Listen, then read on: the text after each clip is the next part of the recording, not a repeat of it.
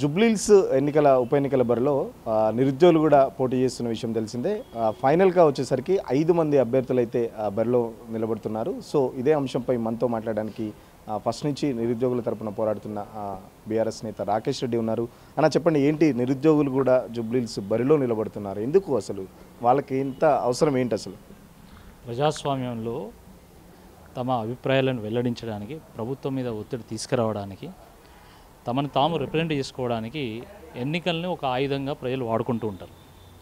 కేవలం నిరుద్యోగులే కాదండి, RRR సంబంధించినటువంటి వాళ్ళు కానీ, రైతులు కానీ, కొంతమంది కార్మికులు, ఇట్లా రకరకాల ప్రభుత్వ బాధితులందరూ కూడా నామినేషన్లు వేయడం జరిగింది. దీంట్లో ప్రధానంగా నిరుద్యోగులు పెద్ద ఎత్తున నామినేషన్ వేశారు.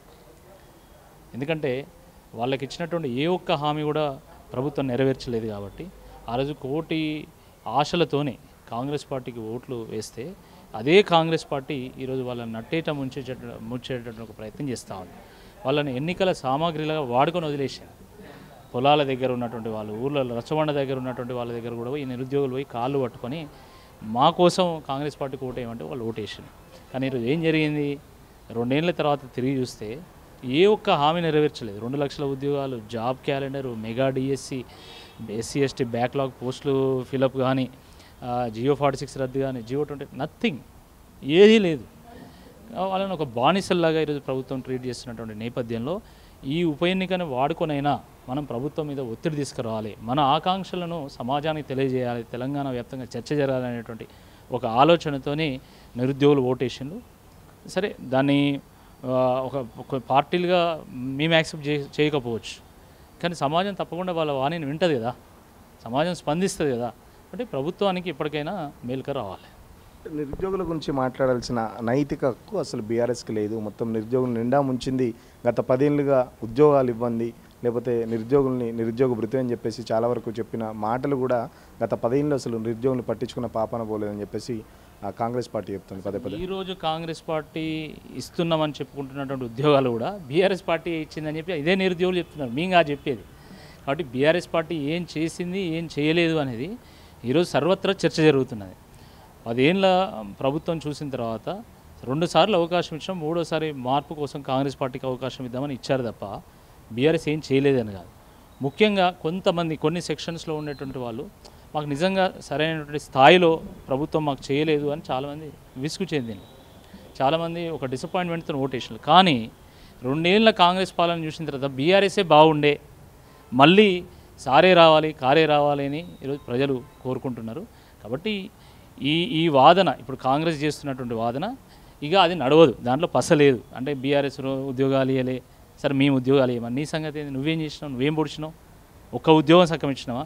నువ్వు ఇచ్చిన డిఎస్సీల స్పోర్ట్స్ కోటాల గోల్మాల్ జరిగింది. నువ్వు ఇచ్చిన గ్రూప్ 1లో పోస్టులు అమ్ముకున్నారని చెప్పి నిరుద్యోగులు చెప్తున్నారు, విద్యార్థులు చెప్తున్నారు. ఏం జరుగుతుంది? ఓటు చోరీ అని ఆయన చెప్తారు రాహుల్ గాంధీ, ఇక్కడ ఉద్యోగాల చోరీ జరుగుతున్నది.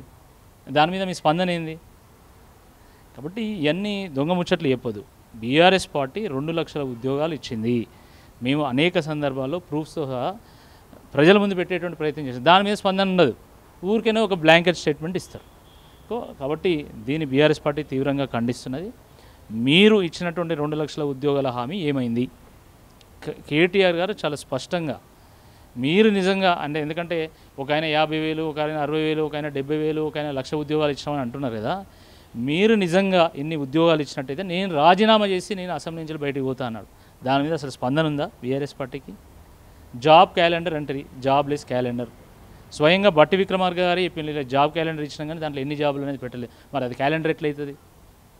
అంటే ఈరోజు మసిబూసి మారేడుకాయ చేసేటువంటి ఒక ప్రయత్నం చేస్తూ ఉన్నారు. తెలంగాణ ప్రజలు, ముఖ్యంగా యువత చాలా విజ్ఞులు, అనేక పోరాటాలు చేసినటువంటి నేపథ్యం ఈ ప్రాంత యువతకు ఉంది. కాబట్టి తప్పకుండా మీరు వాళ్ళతో పెట్టుకుంటే అగ్గితోనే గేమ్ ఆడినట్టే ఉంటుంది. కాబట్టి 100% మీరు ఈ ఎన్నిక సందర్భంగానైనా వాళ్ళు చేస్తున్నటువంటి డిమాండ్లను పరిష్కారం చేయాల్సిందే ఈ సందర్భంగా మేము డిమాండ్ చేస్తాం. ఏంటి, నిరుద్యోగులంతా మళ్ళీ బీఆర్ఎస్ పార్టీకి దగ్గర అవుతున్నారా? ఏం చెప్పబోతున్నారు? అంటే ఈ 2 ఏళ్ల పాలన చూసి మళ్ళీ బీఆర్ఎస్ఏ రావాలని చెప్పేసి అని అంటున్నారు. అంటే నిరుద్యోగులు ఆ మూడుకు వచ్చారంటారా? 100%. ఎందుకంటే గత 2 ఏళ్ళు వాళ్ళు వేచి చూశారు. సరే, నిజంగా మనమే కాంగ్రెస్ పార్టీని తెచ్చుకున్నాం కదా, మనకు న్యాయం చేస్తుందేమో అని చెప్పేసి వేచి చూసింది. జియో 46 రద్దు చేస్తామన్నారు. చివరకు హైకోర్టులో ప్రభుత్వ లాయర్తో 24 సార్లు వాళ్ళు పోస్ట్పోన్ చేయించిన కేసు. ప్రభుత్వ లాయర్ రాడాయన అసలు.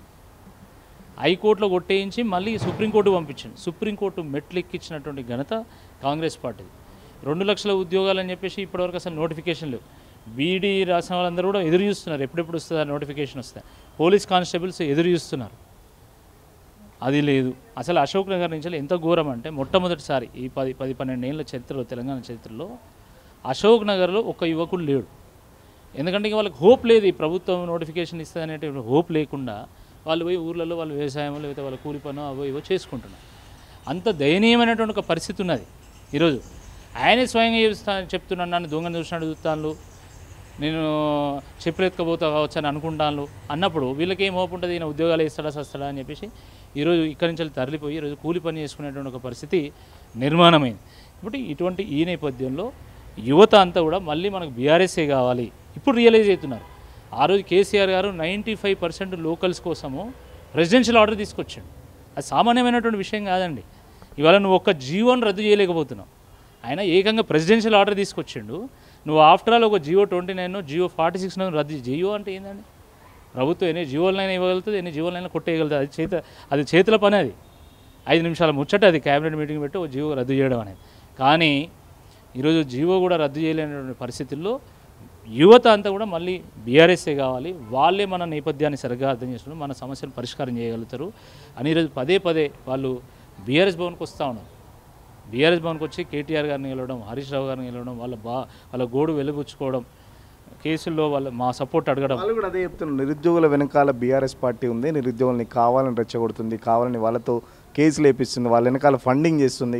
సో ఇప్పుడు ఈ నిరుద్యోగుల అభ్యర్థులకు సంబంధించి పోటీలు ఉండే వాళ్ళకి కూడా ఏమైనా ఫండింగ్ చేస్తున్నారా, లేకపోతే మీరు ఏమైనా సపోర్ట్ చేస్తున్నారా అంటే ఏం చెప్తారు? అంటే ఒకనాడు ఇదే నిరుద్యోగులు బస్సు యాత్ర చేసి కాంగ్రెస్ పార్టీకి ఓటేయమని చెప్పి బహిరంగంగా మాట్లాడింది. అంటే అప్పుడు కాంగ్రెస్ పార్టీ వాళ్ళకి డబ్బులు ఇచ్చిందా? అప్పుడు వాళ్ళు పేట ఆర్టిస్ట్ అయినలా? కొంచెమన్నా జ్ఞానం ఉండాలా. వాళ్ళ సమస్య మీద ప్రతిపక్ష పార్టీలను అప్రోచ్ అవుతారండి. ఎందుకు అప్రోచ్ కావద్దు? ఈరోజు బీఆర్ఎస్ పార్టీ ఒక ప్రధాన ప్రతిపక్ష పార్టీ. ప్రజలకి ఏ ఆపద వచ్చినా కూడా వాళ్ళకు అండగా నిలవాల్సినటువంటి బాధ్యత మా మీద ఉన్నది. ప్రతిపక్షం ఉన్నది ఎందుకండి? ప్రభుత్వాన్ని నిలదీయడానికి. మేము ప్రభుత్వాన్ని సమర్థవంతంగా నిలదీయగలుగుతాం, ప్రభుత్వం నుండి సమాధానం రాబట్టగలుగుతాం అనేటువంటి నమ్మకం నిరుద్యోగుల్లో ఉంది. కాబట్టి వాళ్ళు మా దగ్గరకు వస్తున్నారు. వాళ్ళ కేసుల విషయంలో మేము సపోర్ట్ చేస్తూ ఉన్నాము. వాళ్ళ గొంతై మేము మా వాణిని వినిపిస్తున్నాం, వాళ్ళ వాణిని వినిపిస్తున్నాము. దాంట్లో తప్పేంది? వాళ్ళు ఎన్నుకున్నారు, వీళ్ళు ఎన్నుకున్నారు, అందరు మా వెనకే ఉంటే మరి నీ వెనకే వెళ్ళాడా? అంటే నీ పని అయిపోయిందా? అంటే నువ్వు శాతగానోడుగా? మరి శాతగాను నువ్వు ముఖ్యమంత్రి చేయలేదు, నువ్వు చాతనైనోడే పరిపాలన చేస్తావు. దిగిపో, దయచేసి దిగాలి దమ్ముంటే. కాబట్టి ఇవన్నీ ఏంటంటే ప్రజల్ని పదే పదే మోసం చేయడానికి ఈ రకంగా రేవంత్ రెడ్డి గారు స్వయంగా మాట్లాడండి కానీ మేము నమ్మిస్తాం, మేము మోసం చేస్తాం. అది మా నైజం, నాయకుల నైజం. మీకు తెలివి ఉండాలని చెప్పి ఆయన స్వయంగా 2-3 సార్లు ఈ మధ్య ముఖ్యమంత్రి అయిన తర్వాత కూడా మాట్లాడండి ఆయన. మరి అంటే ఆయన చాలా క్లారిటీతో ఉన్నాడు. మేము నమ్మించినాం, మోసం చేసినాం, ఇక మీ కర్మ, ఇక మీరు జావండి అనే దూరంలో ఉన్నాడు. కానీ ఆయనకు అర్థం కాని ఏంటంటే ఈ తెలంగాణ గడ్డ మీద తిరుగుబాటు నేచర్ ఉంటుంది, ఆ స్వభావం ఉంటుంది. ప్రజలే తిరగబడతారు, ప్రజలే ఈయన గోరి కడతారు. చెప్పండి, ఏదో నిరుద్యోగ బాకీ కార్డు కూడా తీసుకొచ్చే ప్రయత్నంలో ఉన్నారని చెప్పేసి ఇప్పటికే హామీలకు సంబంధించి బాకీ కార్డు రిలీజ్ చేశారు. రేపు నిరుద్యోగ బాకీ కార్డు కూడా రిలీజ్ చేస్తున్నారు. ఏం చెప్తున్నారు? నిరుద్యోగ బాకీ కార్డు ద్వారా ఏం చెప్పబోతున్నారు? అంటే ఏ హామీలు ఇచ్చైతే ప్రభుత్వము అధికారంలోకి వచ్చిందో కాంగ్రెస్ ప్రభుత్వం, ఆ హామీలకు తిలోదకాలు ఇచ్చింది. మేము ఎంత ఎత్తుకున్నా కూడా వాళ్ళు మాట్లాడుతారు, దానికి స్పందిస్తలేరు. కాబట్టి కనీసం ఈ బాకీ కార్డు లాంచ్ చేసి ఈ బాకీ కార్డు ద్వారా అయినా వాళ్ళు ఇచ్చినటువంటి మాటను వాళ్ళకి గుర్తు చేయాలనేటువంటి ఆలోచనతో బీఆర్ఎస్ పార్టీ ఇటీవల బాకీ కార్డును రిలీజ్ చేయడం జరిగింది. మీకు తెలుసు, జూబ్లీహిల్స్లో విపరీతంగా దాన్ని ఇంటింటికి పంచుతున్నారు. అద్భుతమైనటువంటి స్పందన వస్తున్నది. ఎందుకంటే కాంగ్రెస్ పార్టీ గెలిచింది కేవలం 6 గ్యారంటీల వల్ల, ఇంకేది లేదు. కానీ ఆ గ్యారంటీలకు వారంటీ లేకుండా పోయింది. కాబట్టి మళ్ళొకసారి ప్రజలకు గుర్తు చేయాలి, ప్రజల్ని చైతన్యవంతం చేయాలి. ఎందుకంటే ప్రజాస్వామ్యంలో ప్రజలే అంతిమ నిర్ణేతలు. కాబట్టి వాళ్ళని చైతన్యవంతం చేస్తే మార్పు వస్తుంది అనేటువంటి ఆలోచనతోనే బీఆర్ఎస్ పార్టీ సక్సెస్ఫుల్గా దీన్ని లాంచ్ చేసింది, ప్రజలకు పంపిణీ చేస్తుంది. దీన్ని చూసి స్ఫూర్తి పొందినటువంటి నిరుద్యోగులు మన విషయంలో కూడా మనం ఒక బాకీ కార్డు రిలీజ్ చేయాలి. ప్రభుత్వాన్ని మొద్దు నిద్రలో ఉన్నటువంటి ప్రభుత్వాన్ని ముళ్ళుగట్టెతో పొడిచినట్టు మనం కార్డు రిలీజ్ చేసి మనం ప్రతి నిరుద్యోగికి ఇది చేరే విధంగా చేసి మనల్ని మనం చైతన్యవంతం అయ్యి ప్రభుత్వం మీద భారం ఎక్కువ పెట్టాలని చెప్పి వాళ్ళు ప్రయత్నం చేస్తున్నారు. రేపు కేటీఆర్ గారిని పిలిచిండు, వాళ్ళు హరీష్ రావు గారిని పిలిచిండు, అదేవిధంగా ఇతర పార్టీ వాళ్ళని కూడా పిలిచిండు. కేటీఆర్ గారు, హరీష్ రావు గారు ముఖ్య అతిథులు దాంట్లో పాల్గొంటున్నారు. పెద్ద ఎత్తున వాళ్ళు కోచింగ్ సెంటర్ల నుంచి కానీ, ఇంకా హాస్టల్స్ నుంచి కానీ, స్టడీ హాల్స్ నుంచి కానీ వాళ్ళు పెద్ద ఎత్తున రాబోతున్నారు. ఆ 2-3 వేల మంది 4 వేల మందితోని రేపు సభ పెట్టబోతున్నారు. దాంట్లో కేటీఆర్ గారు పాల్గొనడం తప్పకుండా ఇది ఒక చర్చనీయాంశం అవుతుంది. ఎందుకంటే ఇప్పటివరకు నిరుద్యోగులు వస్తే కేటీఆర్ గారు కలుస్తున్నారు, మాట్లాడుతున్నారు. కానీ స్వయంగా కేటీఆర్ గారు ఒక నిరుద్యోగుల సభలో పార్టిసిపేట్ చేయడం అనేది ఈ 2 ఏళ్ల చరిత్రలో ఇది మొదటిసారి అవుతుంది. కాబట్టి ఇన్ని రోజులు మీరు నిరుద్యోగుల జీవితాలతోనే మీరు ఏ రకంగా ఆడుకున్నారు, దానికి ఏ రకమైనటువంటి సమాధానం ఉంటుంది అని చెప్పేటువంటి ప్రయత్నం కేటీఆర్ గారు చేస్తారు రేపు. ఖచ్చితంగా మా ప్రభుత్వంలో ఉన్నప్పుడు దాదాపు 2 లక్షల పైగా ఉద్యోగాలు ఇచ్చాం. బట్ ఈ 2 ఏళ్ల కాలంలో కాంగ్రెస్ పార్టీ ఏదైతే అధికారంలోకి వచ్చే ముందు నిరుద్యోగులకు సంబంధించిన చాలా వరకు హామీలు ఇచ్చింది. బట్ ఆ హామీలు ఏదీ నెరవేర్చలేదు. కాబట్టి రేపు నిరుద్యోగ బాకీ కార్డు అనేది కూడా రిలీజ్ చేయనున్నారు. దానికి సంబంధించి చాలా పార్టీల నుంచి నేతలు కూడా ఆహ్వానించారు. నిరుద్యోగులు పెట్టుకుంటున్న ఫస్ట్ మీటింగ్ చాలా పెద్ద ఎత్తున జరగబోతుంది. దీనికి కేటీఆర్, హరీష్ రావు కూడా హాజరు కాబోతున్నారు. ఇప్పటికే పార్టీ తరఫున 6 గ్యారెంటీకి సంబంధించి బాకీ కార్డు కూడా రిలీజ్ చేశాం. సో నిరుద్యోగులకు సంబంధించి స్పష్టమైన ఏదైతే హామీలు ఇచ్చారో, నిరుద్యోగ భృతి కావచ్చు, లేకపోతే 2 లక్షల ఉద్యోగాలు కావచ్చు, ఇలా చాలా అంశాలు మొన్న గ్రూప్ 1లో జరిగిన అవకతవకల గురించి, ఇట్లా జీవో నెంబర్ 29 కానీ, జీవో నెంబర్ 46 కానీ, ఇట్లా చాలా వరకు కాంగ్రెస్ ప్రభుత్వం నిరుద్యోగుల్ని నిండా ముంచింది. కాబట్టి సో అవన్నీ విషయాలు జూబ్లీహిల్స్ ప్రజలకు తెలిసే విధంగా జూబ్లీహిల్స్ బరిలో కూడా నిరుద్యోగులు అయితే నిలబడ్డారు. సో కాంగ్రెస్ పార్టీ ప్రభుత్వంలోకి వచ్చే ముందు ఇచ్చిన హామీలు ఏది ఒక్కటి కూడా నిరుద్యోగులకు సంబంధించి నెరవేర్చలేదు. కాబట్టి నిరుద్యోగ అభ్యర్థులు కూడా జూబ్లీహిల్స్ బరిలో నిలుస్తున్నారు. ఖచ్చితంగా నిరుద్యోగుల వెంట మేమున్నాం. వాళ్ళకి సంబంధించి ప్రధాన ప్రతిపక్షంగా వాళ్ళకు ఏ సహాయమైనా చేయడానికి బీఆర్ఎస్ పార్టీగా ముందుంటున్నామని చెప్పేసి, మరో పక్కన నిరుద్యోగులకు సంబంధించి ఎలాంటి అంశమైన భవిష్యత్తులో వాళ్ళకి ఎలాంటి కష్టమైన పార్టీ పరంగా ఆదుకుంటామని చెప్పేసి రాకేష్ రెడ్డి చెప్తున్న పరిస్థితి. వీడియో జర్నలిస్ట్ అజర్తో సురేష్, తొలి వెలుగు కోసం. అసలైన తొలి వెలుగు.